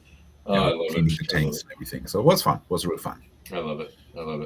All right, we're going to do something different tonight. Hold that thought, Ollie, because we're going to come back to you after Dave and I go for some interesting. But last week, John and I got into a little bit of a spat. Tiff. Let's call it a tiff. We'll call it a tiff. There you go. Where John was getting mad at me because I kept taking his top 3. Last week, my entire top 3 was Dave's top 3. I had a change on the fly. I stole, and I keep telling him, why do you need to change? Why can't we both enjoy the same top 3? He's right. But John likes to be different and sometimes difficult. And so I accused him of well, it's your fault for always having to go last, so you have the final 6 word. years I've been going last on the top 3. And it's because he likes to have the final word. No, it's not that. That's what I accused him of. But that's what I accused you of. That's what he accuses me of. But honestly, it's 100% because I like to have everybody else go, and then and Dave will honestly he's trying to be polite. No, I am. And Dave will honestly, he can't deny this. When the guest or guests, whoever we have here, do theirs, and there's a little bit of backstory, and there's a little bit of a discussion and dialogue about it, and then Dave gives his, and the same thing. When I give mine, I usually just 3, 2, 1. I'm calling it a day, and then we move on, and that's that. Well, he'll alter his top, and I will 3. alter mine based if on someone stole something from him, he'll make it as an honorable mention instead, which I still think that's bullshit too. I think you should just go with your top 3. Just go with my top 3. No, you're not wrong. Hold that thought really quick. Mike, I'm saying this for a reason. You'll see why in a second. He says, Schlenkerler releases an unfiltered Krausen in bottles, maybe once a year in 500 ml bottles. That's the unfiltered Well, ones. And he unfortunately, said, puppy's eyes are yellow. Gotta walk the dog, enjoy the night. Thank you, Mike. Appreciate it. Thanks, Mike, if you're still listening, I'm going to call you tomorrow. I do have to discuss a couple things with you. So I'll give you a buzz mid-morning tomorrow. So hopefully that's okay. So there you go. So, John, what are your top 3? I'm going to go before Dave tonight. And it's probably going to switch back next week. But I'm going to go before Dave. I think we should switch them every week. Maybe we'll go back and forth. How's that? That's what I'm saying. That's what I said. We should just there you go. Back and forth. Yeah. Because I'm not 2 weeks from tonight. I'm not going to give you a top 3. No, because you're not going to be on the show. I'll be on the show for 10 minutes. Yeah, at the beginning. Yeah. So anyway, my top 3 is this. I have one honorable mention, and then we'll move on. All right. My honorable mention is indeed one that I had tonight, Spaten Optimator.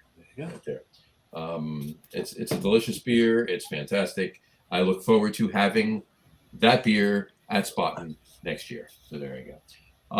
My number 3 is Tucker Badgervator. Tucker's a good one.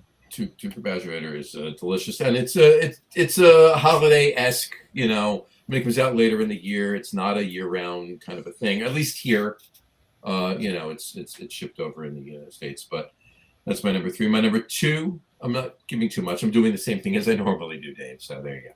My number 2 is Einbecker, their Winterbock. Such a good Doppelbock. That's a yummy beer. That beer. I almost had one of them tonight, but I chose to, and it would have been what I'm drinking right now. But I really wanted to drink this, so that's why. Nice, yeah. So there you go. So I do have 2 bottles left of last year's Winterbock.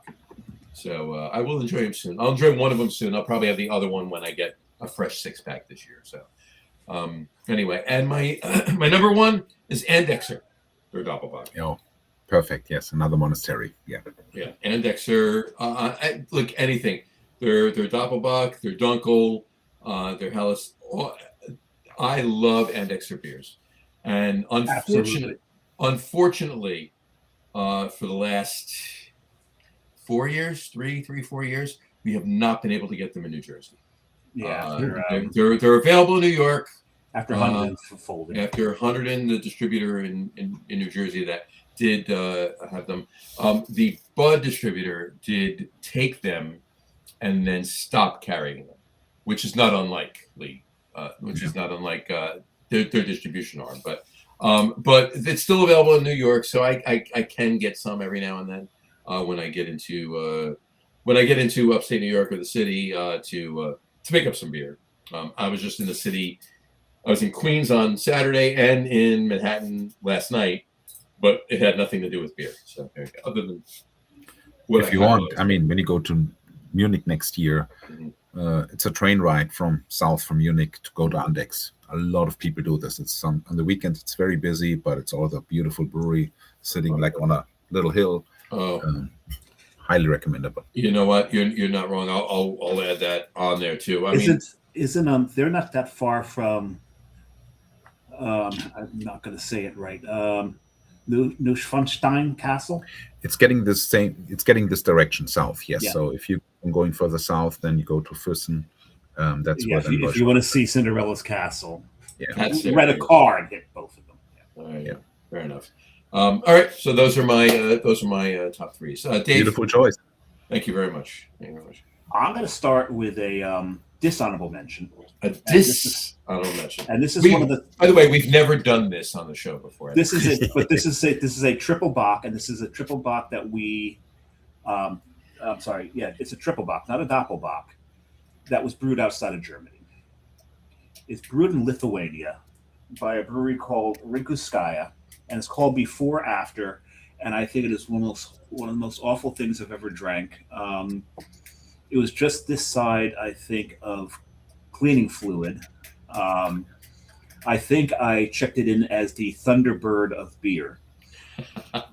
Thunderbird of beer. Cool. Oh, it was so. I mean, honestly, all you need to say is that and move on. It was. Oh my God! You probably could have cleaned your painting brushes with it. Just say. Well, what is the ABV on that? I don't even remember, but it was I could look it up, but it was awful. I'll look it up while you give your. There you go. I do have an honorable mention, and I actually had 2 honorable mentions. One was the Andexer. Yeah. My other honorable mention was Ottenbach. Ottenbach, just loved that beer. What I loved about that one was it's nice and chocolatey. There's a nice chocolate flavor to that. And with the Andexer, what I liked about that one is it's one of the Doppelbocks that is a little lower in phenols than the others, I found. So it's a little smoother for me. But for number 3, I'm going to go with the one that, in the place that I lived, almost every place I could hang a little goat, I would hang a little goat. Because you get the 4-pack of this beer and it came with a little plastic goat. hanging off of every bottle, and that's Celebrator. Celebrator, whereas it's not one of my major favorites, it's probably the Doppelbock that most Americans first had to bring them into drinking Doppelbocks, because you could get it in so many places. I apologize to you. I was looking up. It's Rinkuskaya. Rinkuskaya. Rinkuskaya in Lithuania, before or after Triple Bock. It's a 12%. Ali, what was the question you asked him? That You won the ABV. 12%. ABV. 12, it's 12%. It's 12%. Oh, wow. Yeah. The highest rating on Untapped, obviously, and obviously this is not a beer judge score. Right. This is obviously aggregated beer drinkers score. Yes.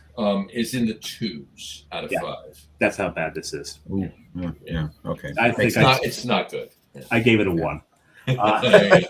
So what was your what was the beer again? I'm sorry, I apologize. I just had the 2 honorable mentions on the Becker and Autumn. Autumn, okay. Yes. Number 3 though was Celebrator. Okay. Ainger. Yeah. Beautiful beer. You know, I'm a fan of Ainger, as you can tell. My number 2, Corbinian, Finest of Honors Corbinian. Mm-hmm. Yeah. Absolutely, just that beer. When we were there, we're taking the tour at the end. They're doing a tasting. We have our little tasting glasses. They're sitting right over there. They're actually in real glass, which was, I thought, very interesting. That you have this beautiful little glass, and it's like, so. You know, I brought a lot of stuff home from Germany, and if one of these got broken, I would have been really upset about it. But I'm just watching as they're pouring these, and I can see the bucket that they've got and what's coming up. And I'm like, can we just get to the Corbinian? Just get to the Corbinian. But my number 1 is the Tucker, Bajavator. I love, and you know, John's mentioned that it's kind of like more of we treat it as kind of like a holiday beer here. As we do this, we treat this as a holiday beer. Yeah, I mean, I just had a Delicator on the Christmas in July show. Right. I had that, and then I did put the Delicator, the Einbecker Winterbach, the Tuger Bajavator. They're all beers that we get here in late October, early November. They last through January, and that's it.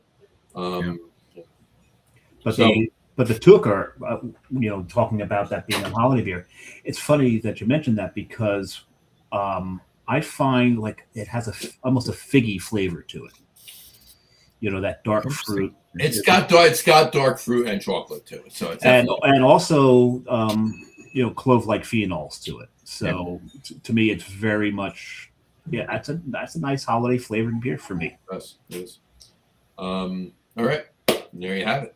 Those are our top 3s. Now, we did this tonight a little earlier, and as we did tonight, because we are going to unleash Oliver on. We are going to unleash Ollie, and he's going to let us know a little bit of the backstory about Doppelbocks. Please, Ollie, have the floor. And I when you told me he was going to do this, like, I'm really looking forward to this. I'm picking up my chocolate chip cookies. Yep. And I'm sitting back and listening. All right. So, I mean, we have a clear definition in Germany for Bock and Doppelbock. So to call it a Bock beer, you need to have at least 16% Play-Doh. If you go to Doppelbock, it has to be 18% Play-Doh. Mm-hmm. And funny enough, even the majority of the strong beers, Doppelbocks, box beers, are now brewed in Bavaria. Mm-hmm. The origin is, and you mentioned the name already, it's Einbeck. You know, it's a town close to Hanover in Lower Saxony. And there's Einbecker Brauhaus, and that's where originally the Bock beer comes from. And then, you know, that's why we call it Starkbierfest. So in May we have a lot of events with Bock beers and Starkbier, which is strong beer. Funny enough, the Bavarian imported a lot of Bock beer for the monastery, you know, for land to have, you know, a substitute for solid food. And after a while, the king said, that's expensive, you know, bring all this beer here. You know, let's have our breweries, you know, give them the permission to brew those. So, like I said, the the Brownness Hofbrauhaus, which is basically had its origin right where the Hofbrauhaus is now today. And then there's the Weisses Hofbrauhaus, which is focused on a wheat beer, a Doppelbock. And then they started brewing there the beers. And as a specific uniqueness, I'm sure you have heard about Eisbock. The thing is, so there is a little bit of a fable out about how that had happened. So one day in the wintertime, it was really, really cold. The apprentice forgot to bring all the big wooden cask inside, and overnight it froze. So, and the ice grew. Some of the barrels actually popped and broke, but you could see inside of the ice still a dark liquid. So the unhappiness of the brewmaster, and to punish this poor little apprentice, he said, you have to chisel it open and you have to drink out all the liquid inside as a punishment. And so he started doing it and said, Master, this is really good stuff. So he tried it, and basically in Germany, according to purity law, increase the gravity, increase the ABV is by freezing it out. So, and there is always a competition, who gets the strongest beers, by multiple times freezing it out, going up to, 43%, 57. So there's always a little competition. I mean, we had this, we actually had to certify one of these really, really strong beers at our institute one day. And it's not a pleasure. It's just, maybe an ego trip or a competition who makes the strongest beer in regards of alcohol. But from the flavor perspective, we are really, really far away from a real beer. So, no, very far. On to your point on that, I just grabbed this off the shelf. We bought these 5 years ago. Brewdog in Scotland made an Eisbock, and they called it Strength in Numbers. It was a 57.8% Eisbock. So, and it came in. This is a 57.8%. This is a 1.4 ounce bottle. Swing top, waxed, 1.4 ounce. Smallest swing top I've ever seen. I know, right? So. Probably, although it's you really have to tell people that it is still a beer. Otherwise, you would never notice that in quotation marks. What I want to point out is when Oliver first mentioned that the beer froze, the first time that he used the word froze, for a brief second, his Wi-Fi froze. And that's the first time it froze the whole show. So I just thought that was interesting. So that's pretty fun. So if you're you missed it if you're just listening to the audio, but if you're on the video, hopefully you right. And everybody missed it too before we started the show. We had a couple of technical glitches, which is why I started a little late. Ollie was Max Headroom, and I actually was I was part interested in letting the show proceed that way because that would have made for amazing video. The audio was perfect, though. The audio was perfect, but this was fantastic. But anyway, so continue. I'm sorry. So basically nowadays, the Doppelbock is also in charge, the Starkbierfest. We all know we have 4 seasons, spring, summer, fall, and winter. Bavaria has additional seasons. So the Starkbierfest is an additional season in May. That's like famous is when they Nockerberg, when they basically top the cask there. So it's a celebration. And like I said, it was originated from the Lent time. It is not a very high volume beer, but it has specific character. It's, used for certain times, especially in the wintertime. Like I said, nowadays, you can get the beers like November, December. Mostly they have more this chocolatey flavors, not those focused on the hops and everything, dark. So, and although what you said, that David, that the chocolate flavors and the Glover and all this kind of stuff, contributes quite a bit to this Christmas feeling. So these are really good beers for that time. And I mean, it's not a beer which you drink like in large volumes because, they really knock out your knee disc after a few beers. But it has a certain character. It contributes a certain history. A few beers. Yes. and I think it's other very important, classical cultural, part of the southern German brewing breweries. Um, no, it's a very fun part to do it, and like I said, it comes in a pale color, it comes in dark colors. You can get it as a wheat beer, you can get it as a regular beer, sometimes flavored, sometimes smoked, and so on. Whatever the purity law allows you to do. But it's a nice, small, niche style of beers with a lot of history, a lot of culture, and a lot of character. Now, the word Bach, that means goat.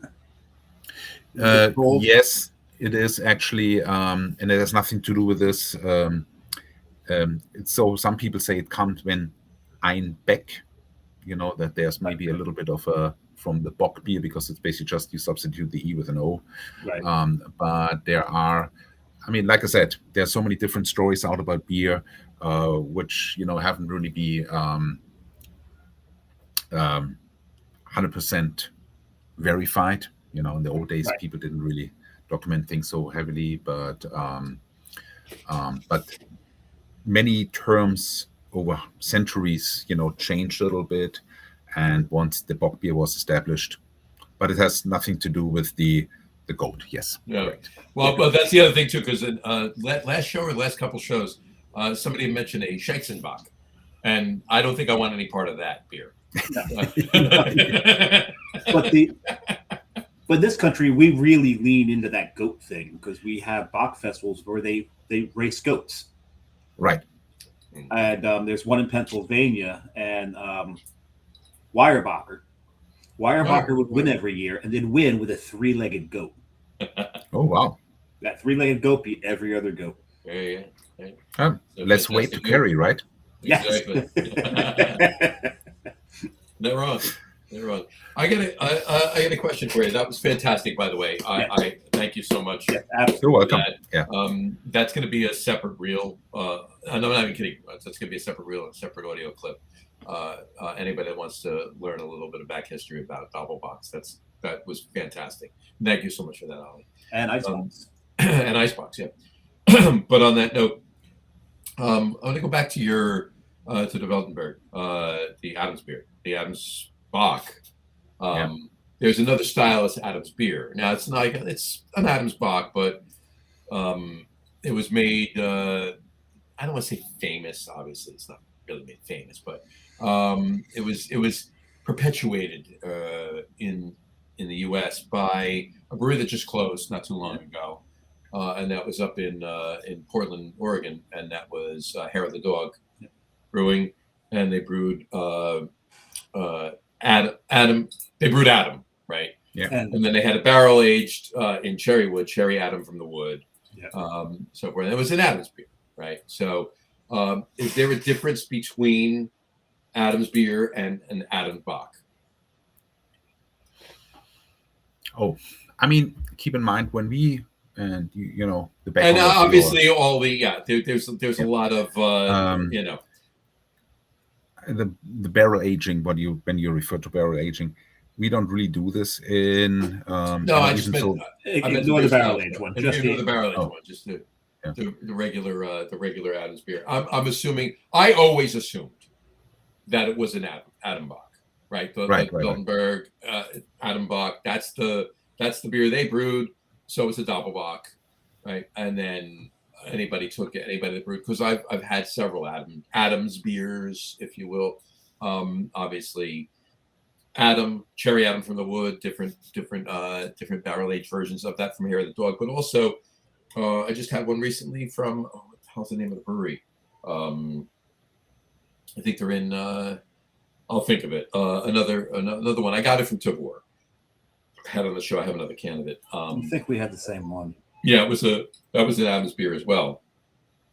But to me, it was a Bach. To me, it was a Doppelbock. Right. So that's where I was kind of going with this. It's not necessarily another beer style. It's just a riff, version of specifically the Adam Bach from right. Yeah. So anyway, no, but it's like we do a lot of here in the States with the barrel aging. We also create, and like you said, sometimes it's more like a doppelbock. You increase the ABV, you add flavor to it. Not coming from the different malts, but maybe from whatever the wood was or what was actually stored in the wood or in the wooden barrel. And I think because when you have the wooden barrels in Germany, they're all basically covered its pitch, so there's no contribution in regards of flavor to that. Right. I got it. I was like, I just pulled this up. It's and again, I always took it as it was a riff, if you will, or however you want to look at it, as on the Adambach from Veltenberg. But it's basically any information that was pulled up. It's basically a strong dark ale. It originated in Dortmund. But I don't know if I buy that. I think it's a riff on it because they're very close. And Dave, you specifically speaking of the Veltenberg Adambach, right? Think about the and not the barrel aging end of things that we got when we bought the hair of the dog inventory, but that Adambach we had from Adam Beer that we had from that other brewery. I can't think of the name. I just tried to look. It was Bombastic. Bombastic. That's what it was. Yeah, it was a beer called Business. Business. It was like 14% too, right? It is 14%. Yes. Yeah. There's. To me, there was a difference between a Doppelbock and an Adams beer. But specifically the Veltenberg Adambach. Yes, specifically that one. They're both chocolatey, right? There's a high amount of chocolate malts in both of them, I believe. Mm-hmm. I find though that the Adams beer is a little, let's say, thinner in body. Okay.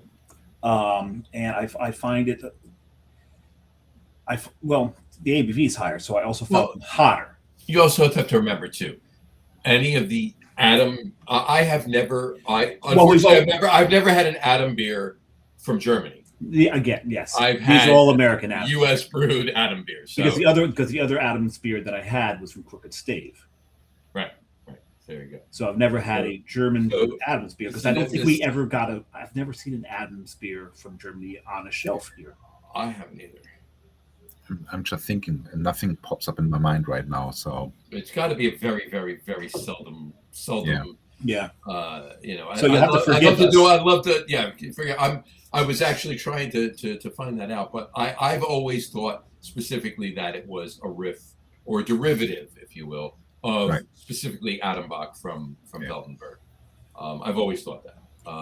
Which would make sense because all my tasting notes of all the Doppelbocks, the one that I listed as the most chocolatey was that Adams Bach, and Adams beers that we've had, the American brewed ones, being the only ones. They're thinner. They're quite chocolatey in flavor.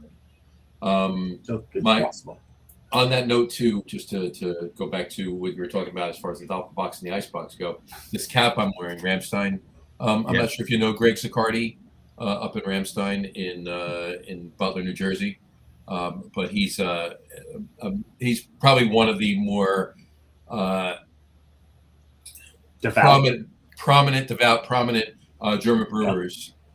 Him and despite the fact that he's Italian. Right, and as well as Gretchen Schmidhausler, who's not Italian. Very German name. Yes. Yeah, she's very German. She's very German. But Greg does every year. He brews his winter wheat, so it's a wheat Doppelbock. That's a Weizenbock, and he brews that. That's a release October, November. For the winter wheat. Right. And Brian Boak, who was mentioned earlier on the show, will have a keg of it. Always gets a keg of it at his house, right? So, ooh, nice. But he's a sixtel, yeah. So, but in any event, Greg takes a certain amount of his winter wheat and he freezes it, and in February he has an Icebox day. Nice. And it's a fantastic beer. He does it very well. And the best part of it is the parking lot turns into a demolition derby after the event. It's awesome. Nice. That's why I park out on the street. Not this car, please. Uber there. True. Yeah. Trust me. I mean, if you do it on a, let's say on a moderate version with the freezing out or the ice box, I think you can create a beautiful strong beer. But if you overdo it, like 57, 62%, that's ridiculous. No, he doesn't get that high. He definitely does not get that high. No, his is. He gets up to about 16. I can tell it's in the teens. Yeah, I can tell you right now. That's perfect. Yeah. I'm gonna look right now. John is looking. He's going through. He already has Untapped loaded on his phone, so It's he might as well loaded, go there yeah. because it'd be nice and quick to do it that way, rather than going and then trying to figure out Google's AI. Yeah, the last one I had was 10. He only did 10%. Only the 10. Only did Interesting. 10.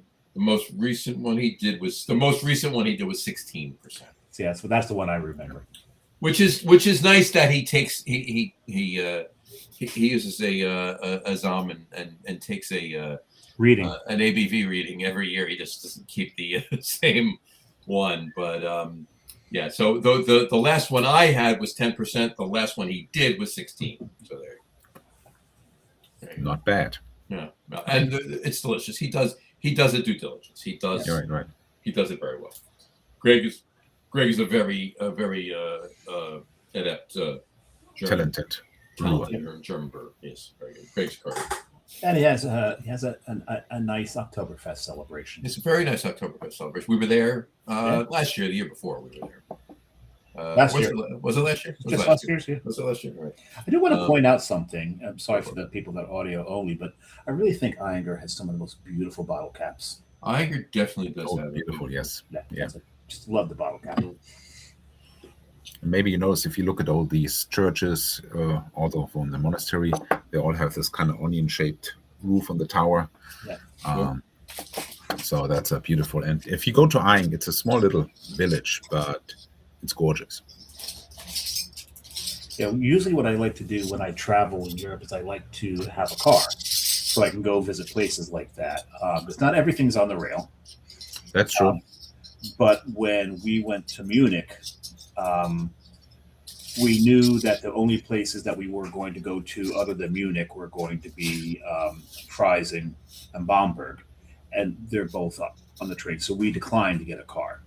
Right. If we go back, if we go back, I'm getting a car because then I want to hit a lot of these smaller towns with the breweries that are not on the rail system. Well, that's what we're probably going to do. We'll probably. Well, because Fledungen is not on the rail system, so I'm sure Fledungen is not on the rail system. Yeah. So you kind of have to. I have to. I literally now I'm thinking you've made me actually have to look. I'm going to use Apple. I'm sure they're right, or at least close. Munich. For what? To see how long of a drive it is from Munich to Fledungen. Fledungen, yes. Okay. Where you want to go? He wants to go to Fledungen from Fledungen. From München. And why is it taking so long, John? I don't know. It's telling me. Oh, here we go. Directions not available. Directions are not available between these two locations. You can't get there from here. Oh, never mind. You had it on rail? Yeah, no, I had it. There we go. Here we go. Nuremberg's halfway between. So it's loading. 3 hours and 45 minutes, John. See how quick Google did that? Well, yeah, directions are not available. On Apple, directions are not available. So there you go. Yeah, well, here it is on Google, and it is 3 hours and 43 minutes. 6 hours and 11 by train because you've got to then walk from the train station in like 15 towns over. It's closer to Frankfurt than it is to. You can bike there in 20 hours, John. I'm good. I'll take the 3 hours by car. I'll 3:43. And if you want, the beauty is there's no speed limit, so you can really cut it down. There you go. With Jess yelling at you the whole time to slow down. Oh, no, I'm just going to let her drive. There you go. Oh, there you go. Yeah. You got a blindfold? I'll just go to sleep. Wake me when we get there. So, in any event, all right. This was fantastic. Let's go back to before we wrap it up. Let's go back to Zee Loeffler. How can anybody contact anybody that's listening to this podcast that's in the industry and is interested in the services and the Right. and the chemicals and the cleaning Sandy that provide? How can anybody contact you? Contact Zee Loeffler? Contact anybody? What should they do? They can call me on my phone number, my work phone, 404-433-2223, or they can email me, oliver.meinhold @windsheetgroup, that's basic.com, which is the mothership of the whole company. Or if you just, Google Zee Loeffler or Windsheet Group, you will find contact information. And if you ask for me, they will definitely connect you to me. So you're based in Atlanta? So I live in Atlanta. The headquarters actually in Chattanooga, Tennessee. Chattanooga, Tennessee. And you know what? I do have to get down, and I did promise our somewhat often, probably 2, 3, 4 times a year he comes on. What town is John in? John's in. John's just north of Atlanta. Marietta. He's near Marietta. He's near Marietta, not quite Marietta though. Yeah, check that out where he's. Kennesaw, Roswell, Alpharetta. Starts with a C. Cumming, maybe. Cumming, yes. Cumming. There you go. I think that's a little bit further. That's north of Atlanta. Yes. I think John's incoming. Incoming. I see what I did there. No. But am I wrong? Is he incoming? Or are you not sure? I'm really not sure. I think when I met him, we met in Alpharetta. Well, you met at we had met at a Taco Mac. Of course, you met at a Taco Mac. Yeah. True. And he's not too far from Alpharetta. He is. Cumming is not really far from there anymore. That's right. He's in Canton. Canton. Oh, that's Canton. it. That's it. Okay, gotcha. Oh, it's all up there. Yes, correct. So so he's in Canton. But he, I got to get down there. I promised the last time I was talking to him, I got to get down there. We may actually get down there in November. Okay. And the reason we may get down there in November is actually for a concert that's going to happen in Atlanta that I just actually went to in Manhattan last night. Rush, yes. Oh, yeah. There you go. There you go. Did see the fourth of their 4 shows in Madison Square Garden last night, and it was fantastic. And I'm happy I went. But my friend John, another friend John, who lives just out. John. Yeah, he lives outside of Atlanta too. He commented on a post I put up that he's going to see them in November, and that prompted me to go look. And sure enough, they're playing in Atlanta in November, so we may get down there. So if that's the case, I will let you know, and we will definitely. Please. We will definitely have some. You can go to a nice brewery, have some beers. Absolutely, 100%. We'll bring John along, and it will be fantastic because we have a few shows coming up before, as we close out the year. We do a show with him in October. We do a show with him in November, and one in December as well. Yeah, there's the one in October. Yes, you love it so much. I know. I can see. That's our. It's an adjunct show. It's a pumpkin beer show. A pumpkin beer show. So. Oh boy, yeah. Mm-hmm. Last year I did find a way to have fun with it though.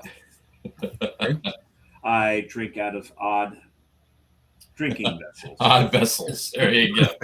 Oh, yeah. So it was more about the vessel than the beer for him. So. The oddest one I drank out of last year was a one of the big glass measuring cups. Oh, nice. Like a beaker type thing. Well, we actually did. No. The ones that you use for cooking. Oh, okay, perfect. Like an Anchor Hocking measuring cup. Yeah. We so did were able to. It was a Pyrex. Pyrex. We're about a month away from entering our 7th year of doing this podcast. Nice. And we just did our first mid-December. We just did with John that we're speaking about. We just did our first German holiday beer show, which was fantastic. So I'll send you the link to that. You should check it out. But and it was fantastic. And obviously we made mention of the Tuger Badgervader and the Einbecker Winterbach and the Delicater and everything else. So anyway, And we took a little liberties and did have Samichlass. Yeah, well, you did. I did. Well, You did. it's German, but also Austrian. Depends on what year you're talking about. Right. Well, I mean, It's Germany. Ollie was talking about going up to Austria and I think he was called a Black Magic Weissbier killer in Austria. Yes, Yeah. correct. Yes. So, That's high praise from Austrians, by the way. yeah. I've got a couple of Austrian friends, and I love drinking with them. They actually came and met me in Munich, and they're the main reasons. Did you meet them in Montreal, though? I originally met them in Montreal, yes. But they came and drank with us in Munich, and because of them, I don't remember being in Hofbrauhaus. That's why you said that before. Because Austrians. Blame it on somebody else, Dave. That's it. You got to do that. Ollie's been in Austria. He knows what it's like to drink with Austrians. Right. Hey, it's a lot of fun. Cool people. I love it. Small country. They are a blast. Oh, absolutely. Absolutely. That's for sure. All right. So you got that information. I'm gonna put up on our Facebook page. I'm gonna put up a link to Zee Loeffler. Anybody in the industry that's interested in the services or whatever, if you've been to CBC, their booth was fantastic. I spent a lot of time there. We were talking. Ollie and I chatted a bunch, as well as There's a lot of acid. There's a lot of acid. See, that's why we haven't done that top three. Because we just.